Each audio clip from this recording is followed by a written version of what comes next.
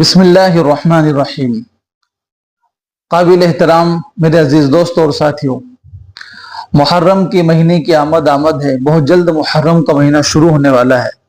जब भी ये महीना आता है तो मुसलमान कंफ्यूज रहता है कि मुहर्रम खुशी का महीना है या गम का। मुहर्रम में खुशी मनाए या गम करे, क्या करे, ऐसे सवालात आते हैं और मुसलमान को पता भी नहीं रहता है कि ऐसे मौके पे क्या करना चाहिए। इसमें शरीयत हमें क्या बताती है, आज की वीडियो में इंशाअल्लाह हम इसी पे बात करते हैं। मेरे दोस्तों, मुहर्रम में हमें क्या करना है, ये आपकी स्क्रीन पे आप फतवा देख सकते हैं। ये दारुल उलूम देवबंद का फतवा है। इसमें साफ लिखा हुआ है कि मुहर्रम का महीना खुशी का महीना नहीं है, ये कोई त्योहार नहीं है। शरीयत के अंदर खुशी अल्लाह ने ईद के दिन रखी, बकरीद के दिन, ये खुशी के दिन है, तो कोई त्योहार नहीं है मुहर्रम के अंदर कि हम इसमें खुशियां मनाएं।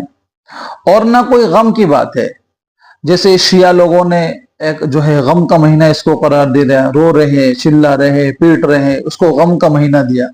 तो ये महीना आम महीनों की तरह है। जैसे इससे पहले का महीना गया वो भी आम था, इसके बाद सफर आएगा वो आम महीना है। तो ये जो महीना है ना खुशी का है ना गम का है, ये महीना सबक लेने का है। जी हाँ मेरे दोस्त, इसमें हमको सबक मिलता है कि इमाम हुसैन रजी अल्लाह तआला अन्हु ने दो चीजें हमको दिखाई। नंबर एक, कैसे ये हालात आ जाए नमाज नहीं छोड़ना है। मैंने करबला में नमाज नहीं छोड़ी है, तुमको एयर कंडीशन में कूलर में बैठ के नमाज नहीं छोड़ना है। जी हाँ, पहली चीज।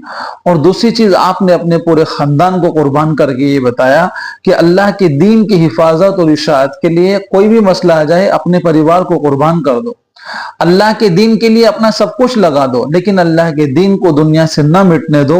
इसके लिए मुहर्रम का महीना है, ये कोई खुशी का और गम का महीना नहीं है।